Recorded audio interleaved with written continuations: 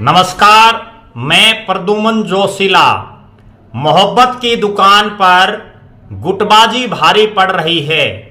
जी हां, जब कांग्रेस पार्टी के पूर्व राष्ट्रीय अध्यक्ष राहुल गांधी ने हिंदुस्तान के आखिरी छोर से और भारत की चोटी तक 145 दिन की भारत जोड़ो यात्रा लगभग 4000 किलोमीटर की निकाली, उस समय उन्होंने एक नारा दिया था कि मैं नफरत के इस बाजार में मोहब्बत की दुकान खोलने के लिए आया हूं। भारत जोड़ो यात्रा के माध्यम से भारत को जोड़ने का काम कर रहा हूं और जोड़ो जोड़ो भारत जोड़ो, जोड़ो जोड़ो भारत जोड़ो, ये नारा बड़ा फेमस हुआ था उस यात्रा में।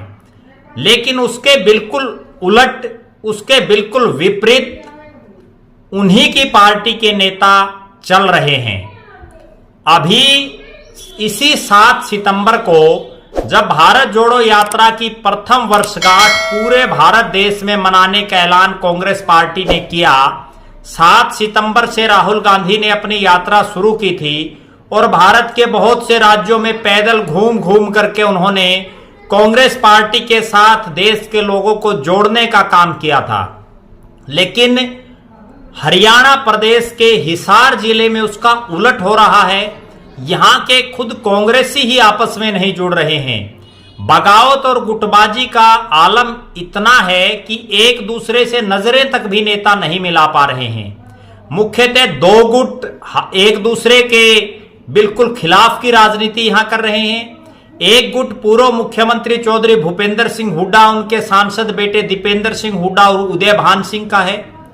दूसरा गुट एसआरके, जिसमें कुमारी शैलजा, जिनका हिसार गृह जिला है, रणदीप सिंह सुरजेवाला और किरण चौधरी का है। जब पूरे भारत देश में कांग्रेस पार्टी ने एक सर्कुलर जारी किया कि 7 सितंबर को हर पार्टी, हर जिला मुख्यालय पर पार्टी के द्वारा भारत जोड़ो जो यात्रा है उसकी प्रथम वर्षगांठ पर पैदल मार्च निकाला जाएगा, पैदल यात्रा की जाएगी। तो हिसार में जो कांग्रेस पार्टी के दोनों गुट हैं, उन्होंने 2 अलग अलग यात्राएं निकाली और दोनों एक दूसरे से बिल्कुल अलग। एक यात्रा का संचालन हिसार के जो कांग्रेस के प्रभारी हैं, पूर्व में केंद्रीय मंत्री रहे हैं और हुड्डा साहब के नजदीकी है जयप्रकाश, वो कर रहे थे। दूसरी यात्रा का जो नेतृत्व है वो कर रहे थे डॉक्टर अजय चौधरी, जो पूर्व मंत्री वीरेंद्र सिंह नारनौंदिया के बेटे हैं और कुमारी शैलजा के बड़े नजदीकी हैं, उनके ओएसडी भी रहे हैं और वर्तमान में एआईसीसी के वो सदस्य हैं। दोनों यात्राएं एक दूसरे के पैरेलल चली। जयप्रकाश जी यानी चौधरी भूपेंद्र सिंह हुड्डा के गुट वाली यात्रा हिसार कांग्रेस भवन से लेकर के और रानी लक्ष्मीबाई चौक तक चली और शैलजा एसआर के जो गुट की यात्रा है वो एचएयू यूनिवर्सिटी के 4 नंबर गेट से और कांग्रेस भवन तक चली। और दोनों ही यात्राओं में नेताओं की हिम्मत देखिए। दोनों यात्राओं के जो पदयात्री थे वो आधा किलोमीटर भी नहीं चले।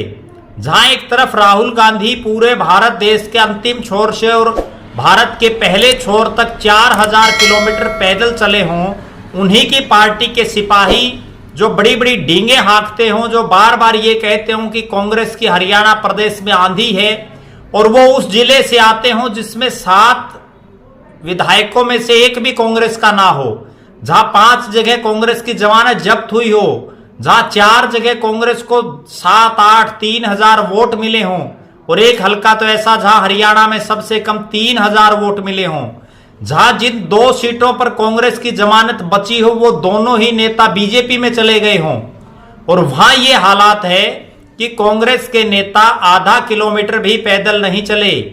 और एक और बड़ी बात उसमें निकल करके जो आई वो ये आई कि चौधरी भूपेंद्र सिंह हुड्डा और एसआर के जो गुट है उसमें आपस में तो तनातनी थी ही, हुड्डा गुट में भी अपने आप में अंदर में तनातनी ये देखने को मिली कि एक नेता जो अभी नए नए राजनीति में आए हैं, जो एकदम पैसे के दम पर ही अपना सब कुछ करना चाह रहे हैं, ऐसा सुनने में भी आया है और राजनीतिक गलियारों में ये चर्चा बड़ी जबरदस्त चल रही है कि उन्होंने पार्टी के एक वरिष्ठ नेता को भी धक्का दे दिया, जिससे वो वरिष्ठ नेता गिरते गिरते बचे।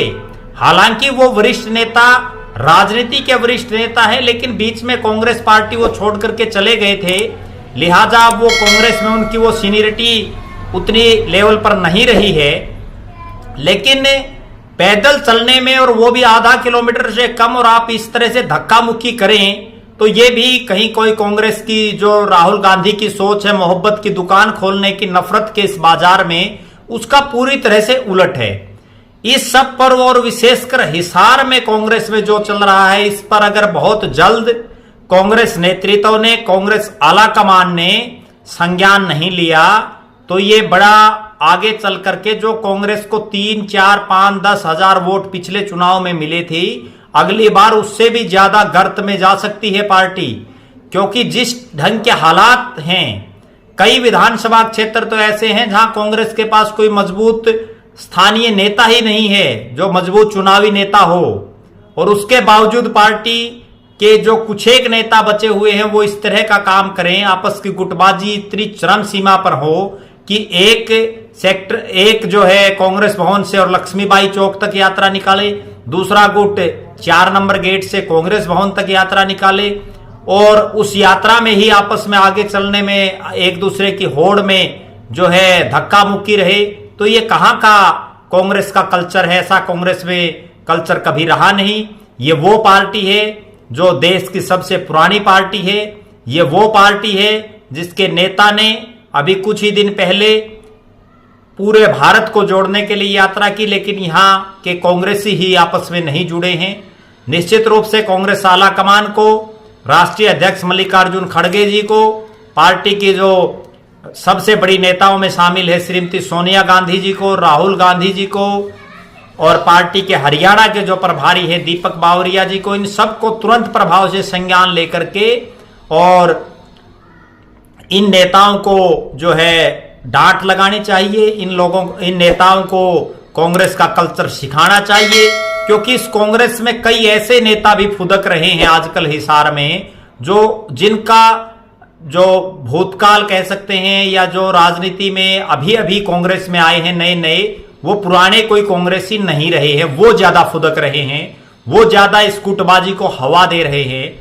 और एक और विशेष बात, जो इस गुटबाजी का अगर हम कंक्लूजन निकालें, असली जो जड़ देखें, तो वो तब से यहां हो रही है जब से कोई मजबूत जनाधार वाला नेता कांग्रेस के पास नहीं है।